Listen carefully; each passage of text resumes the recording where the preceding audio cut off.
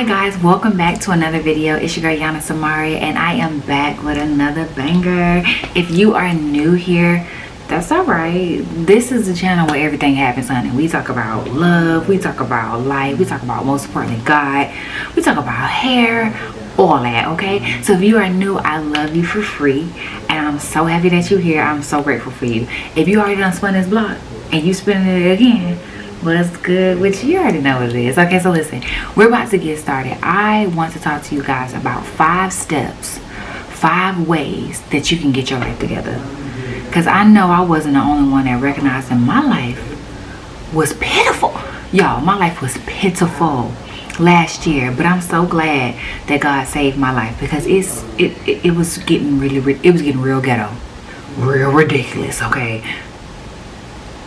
so I want to share this tip with you because I don't want to be the only one walking around here thinking I have myself together or I'm getting myself together. I want you to be in the same boat as me. Why? Because we are a family. Whatever I have, you have too, for free. Okay, so without further ado, let's go ahead and get started. Okay, y'all, so let me just put this out there. I am working on consistency for 2022 and I'm trying to figure out what works best for me and what doesn't. So right now, you guys, as you know, I just moved to Atlanta. I'm still getting acclimated to the area, but the one thing that I have learned about Atlanta is it's expensive. Okay, everything you do costs money. Water, y'all, costs $5. Water comes out the floor. I was like appalled and then on top of that, y'all, gratuity. And then on top of that, the waitresses add on the check, oh, make sure you tip me cash or cash app. Girl, I just paid you $15 in gratuity. Where that went? So anyway, with that being said, your girl had to get 2 jobs and I got a business. So y'all know I have a hair business. This is the hair in my head. It's called the Samari Collection. If you haven't checked this out, make sure you check this out. On top of that, I work at the bank and I work at a restaurant at night because at the end of the day, y'all, I don't like to struggle. Me and struggling, if nothing will make me cry, money will make me cry. God and money will make me cry, okay? And so because I'm a hustler, I'm gonna have to go get it by any means necessary.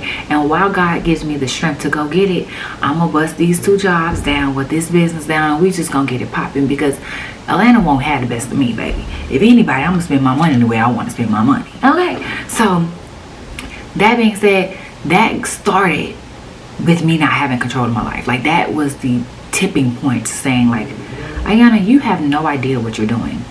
I am the person that has so many journals. You know, I have so many planners and self-help journals and notebooks and different color pens and all kind of sticky notes. And it would, from a long shot, from a distance, it looks like, oh, she got her life together.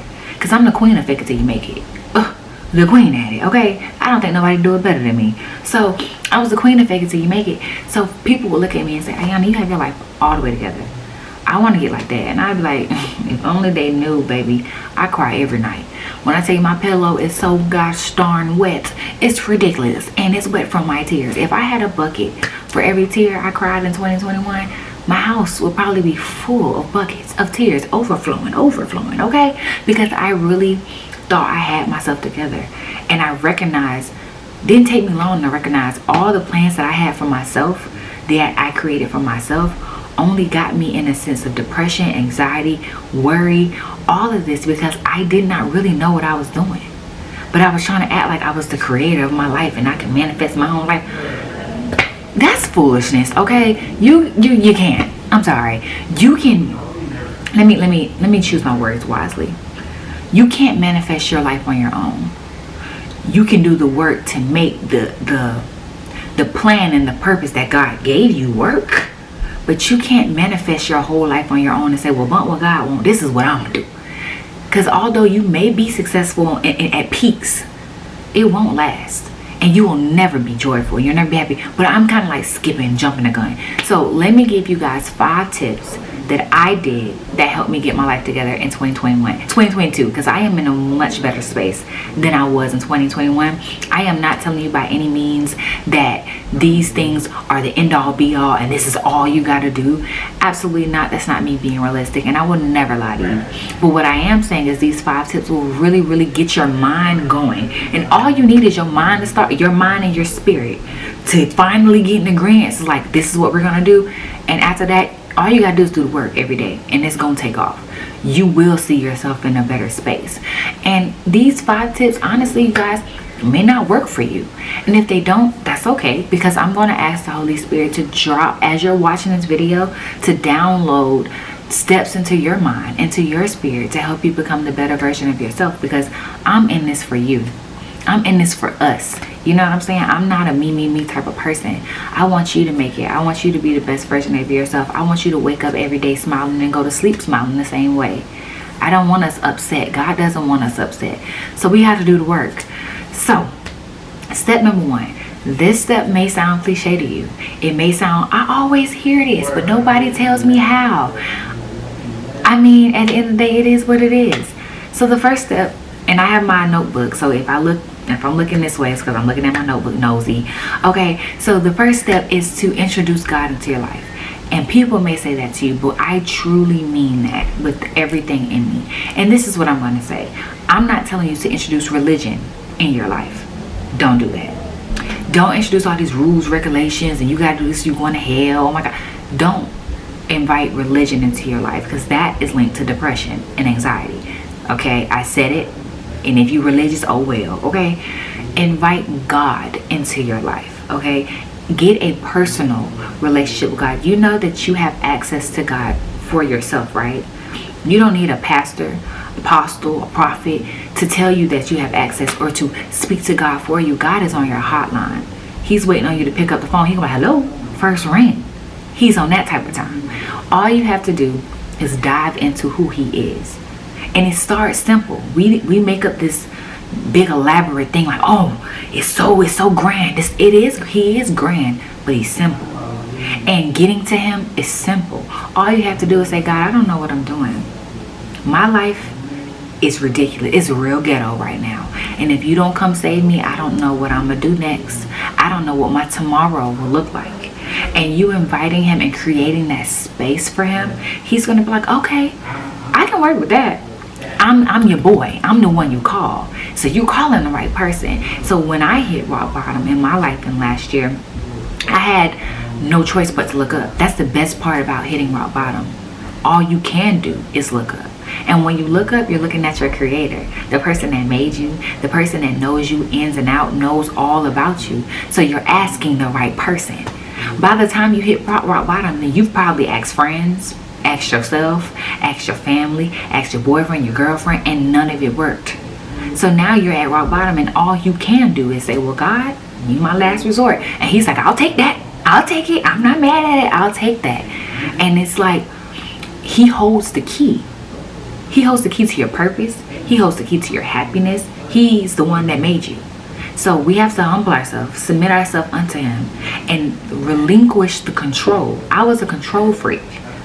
That was my problem. True life. I'm a control freak, or I was a control freak. I gave the life up. I was a control freak. I wanted everything to work my way. When I wanted to know the when, where, what, and why, because it's my life. And God's like, I'm not. That's the thing about God. God's like, I'm not gonna tell you everything. I need you to trust me. And inviting him into your life, he will show you how to trust him, how to work with him, how to listen to him, and how to follow him. But that's the most important part. If you don't want to do that, you might as well click off this video, because the rest is not going to make sense to you, because that is the key. Okay, step number 2. This one was kind of hard for me. I'm not going to lie to y'all. Recognizing that this is a journey, not necessarily a race. There's going to be mistakes. Every day isn't going to be your day. You're not going to be the jolly hippie person that you were yesterday every single day. And that's okay. People don't normalize that. People don't talk about that. So when you hit those bad days, you're like, well, what do I do now? You went 21 days doing so good. 22nd day, it was a bad day. And you don't know how to handle the bad day. So now you want to throw the whole 21 days that were great out the window and chuck them up to nothing. No, it was just a bad day. And understand, you will have those. And you will make mistakes. But Jesus died for that. And you're okay. At the end of the day, all you have to do is say, I need help. I messed up. Today wasn't good. It wasn't good. And what we like to do is we like to start talking. When the day is bad, we start running our mouth, don't we? Oh, today was bad. I ain't gonna never watch what you say. Because what you say becomes your reality. And God had to show me that. Ayana, your expectations are too low. What you're saying out of your mouth is the reason why you're seeing all these bad things manifest in your life. It's because you're speaking it. The power of life or death is in your tongue. So watch what you say. Watch your mouth. So even on those bad days and the negative Nancy starts to talk. Because I don't know about y'all, but mine was loud. She was annoying. And she would run her mouth. I had to put a muzzle on that baby, because at the end of the day, the more I let her linger, the more I begin to feel it. And when I start feeling it, I start speaking that thing. And when I start speaking it, it becomes my reality. So at the end of the day, when I'm having a bad day, I say things like, it's going to get better. Tomorrow's going to be a great day. Today wasn't even bad. It was just filled with lessons. Today wasn't even problematic. It was challenging, and I learned how to overcome a challenge because I live to see another day. Tomorrow will be here. You know what I'm saying? Tomorrow's not promised. We know that. But tomorrow will be here. As long as you're following God, you good. I promise you good. Tomorrow will be here. So when tomorrow comes, knock tomorrow out the park. Don't let the one bad day you had knock out all the good days you had before that and disqualify you from all the good days that you will have ahead of that. It was just a bad day. Okay? So it is okay. Know that this is a journey and not a race. And it's easier said than actually walked out. But I promise you, if you remind yourself every day, this is a journey. Yes, okay, I didn't expect that to happen, but it's a journey. And we have to understand that the journey is the best part. We be trying to get to the end. Like, oh, if I get to the end, it's going to be lit. The lit part is in the journey, in the learning. The best part is the bounce back. It's the comeback. In order for you to bounce back, what you got to do first? Make a mistake. You got to have a bad day. You got to mess up. That's how it is. In order for you to bounce back, you got to understand that it's not going to be perfect. But when you bounce back, it gives you strength. It gives you courage. It gives you power. It gives you discernment. It gives you wisdom. It gives you all of that, because it's like, okay, that didn't take me out. And not only did it not take me out, but I learned so much by going through that the more I step further, the more powerful I get, the stronger I get. You know what I'm saying? And that's the best part. So when you get to the end all be all, it's like we're looking at the end all be all as this big old moment.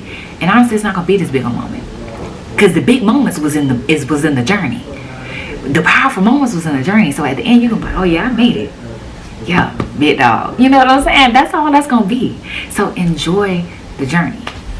Step number 3 is to take inventory of the space that you're in at this time. But the key to this is you have to be honest with yourself. How you gonna lie to you about you? That makes no sense. That's when I'm saying that to you, you probably was like, huh? Exactly. How are you going to lie to you about you? And most importantly, how are you going to lie to your creator about you? He made you.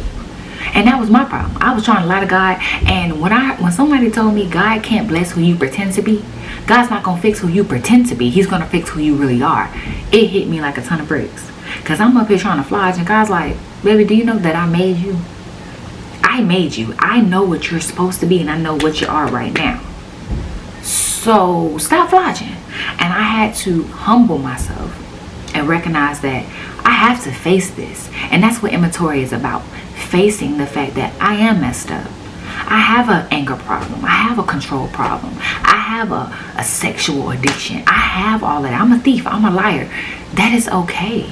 We don't want to admit that stuff because we feel like it becomes real. It's already real, boo.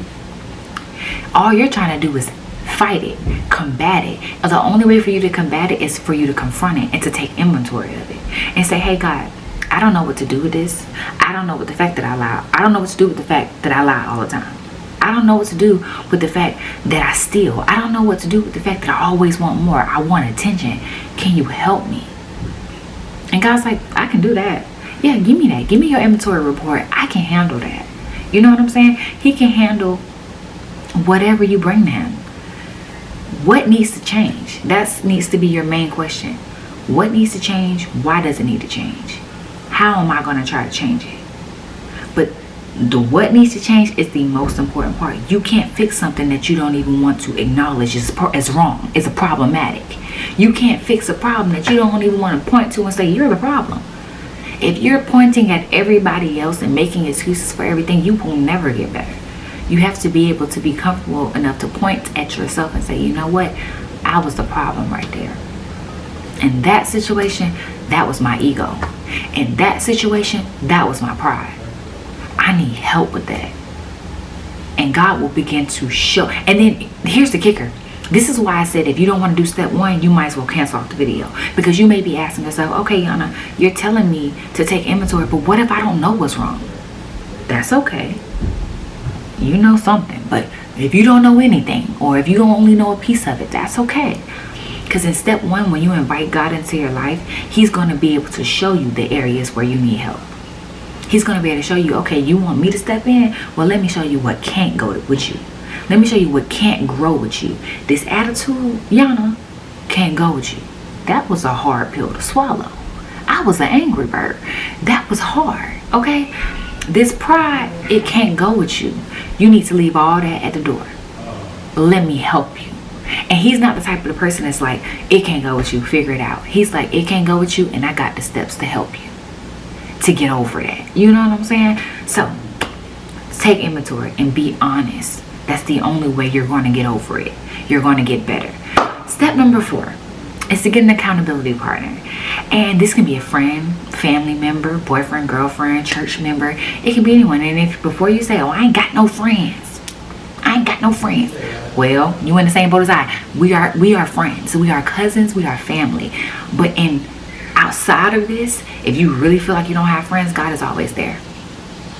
I know, but He is. The Holy Spirit is always there. And I've been coming and I've been recognizing it. And when I tell you He's been speaking, it's like we feel like, oh, God don't speak to me. He does. You just, like I heard, y'all, if you have not seen a sermon by Mike Todd called, what is it called? Why Won't You Accept the Upgrade? Please watch it, because he was speaking about the Holy Spirit, and he referenced the fact that we say that we don't hear God, but it's the fact that we have Him muzzled. He has a muzzle over His mouth, because we're operating in our own will and our own and our own control freak vibes, that it's hard for Him to get through to us. He wants to speak, and when I recognized that, y'all, it changed my life, because at that point I said, oh, I don't want control. When I gave up control, it's like I lifted the muzzle off of the Holy Spirit, and He was able to speak. And when I tell you that man talk, he talks. Sometimes I'd be like, okay, I get it. So He will speak to you, and He will be the best accountability partner that you could ever ask for. You just gotta ask. So, step number 5. This is a good step, and it's an important step. And sometimes we skip over this step, and it's so simple. And it's to have fun. And I know, I'm not asking you to walk outside and twirl around. Oh, wee! That's not fun. When I say have fun, you're going to have to fall in love with yourself again. And that's going to take healing. That's going to take accountability. That's going to take inventory. That's going to take knowing that God is here and God is working with you through these problems. This is where the have fun. That's why it's the last step. Because you're embracing the journey, because you know that it's a journey and not a race. So you're falling in love with yourself again. You're finding new habits. You're exploring. You know what I noticed, you guys, about myself? This is just me being transparent with you guys. I was the type of person that was always in relationships. Every time you turn around, I either broke up with somebody, I was getting with somebody. Like, it was always a cycle. I never had time to myself. So now that I'm in my single season, I ask myself, well, what do I like? And I began to realize at first, dang, I only like this because me and so-and-so did it. Or I remember everything I liked was connected to a memory that had something to do with someone else. And I was like, I want to know what I truly like by myself, for myself. So you need to begin to do things for yourself. Get out into nature. Go to new cities. Go to new places. Experience new food. Pick up a new hobby that you've always wanted to do. Read a book. Just fall in love with you, fall in love with your journey, and have fun. There is no point. If you did step 1 through 4, you're good. So there's no point in you pouting, being upset, letting life get you down, because at the end of the day, you know you're going to come out on top. You will feel better. Your life will change. So enjoy it. Embrace it. Embrace the tough times, just like you embrace the good times. It's not all about the good times. The strongest people are made in the darkest moments. It's easy for you to be happy when everything is going right. It's easy for you to thank God when everything's going right. It's easy for you to jump around and, oh, I'm having fun when you just cashed your check. It's easy. But when everything seems like it's going wrong, when you're like, I don't know what's next, that's the key. That's when you need to have fun the most. I'm not telling you to be irresponsible. I'm telling you to have fun. Have fun with every moment that God is giving you. Because life is too short. If 2021 showed me anything, that was another lesson that it showed me. Life is too short. Do you know how many people we lost? I'm about to live life. The good, the bad, and the ugly. It's all going to be done with a smile and with grace. And most importantly, with love. So, that's all I got for you. Those are the 5 steps. And I hope that these 5 steps got your mind turning. Got your wheels rotating. Because at the end of the day, you really got this. It's not hard. It's all about perspective, and we will talk about that probably in my next video. Perspective is key. Okay, so I am rooting for you. I love you. I'm proud of you for even clicking on this video to start the process. If you clicked on this video, that's because you was like, well, sis, my life is a mess and I need some type of help. So hopefully she can say something to make my spirit jump, and hopefully I was able to do that for you. Hopefully the Holy Spirit is speaking to you while you're watching this video. Because at the end of the day, you got it. You are one of a kind. Inadequacy doesn't even live in your house. It doesn't even know your name anymore. Okay? Comparison don't know you either. That's foreign. We're walking in power, love, and a strong mind. Like 2 Timothy 1:7 said. We're walking like that all 2022. So, make sure you hit that subscribe button. I should have said that at the beginning, but you know what it is. You know the vibes. Make sure you hit that subscribe button. Make sure you hit that notification bell so you can get each and every video. It's your girl, Yana Samaria. I will see you in the next video. I am out. Bye.